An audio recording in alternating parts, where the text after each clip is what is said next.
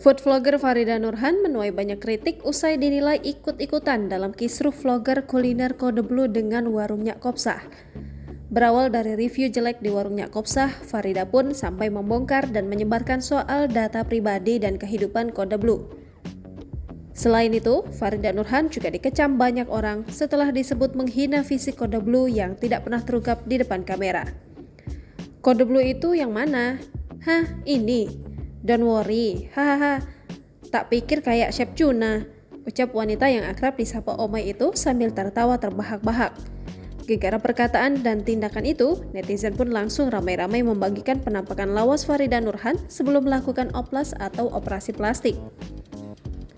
Video banyak dibagikan di media sosial, tampak Omay yang belum oplas sudah memulai karirnya sebagai food vlogger. Penampakan wajah lawas Farida Nurhan itu pun mendapat kritik pedas dari netizen. Pada akun Instagramnya, Farida Nurhan juga sempat membagikan potret wajahnya sebelum oplas. Foto itu diambil pada 26 Desember 2004 silam. Jangan lupa subscribe, share, komen, dan like ya!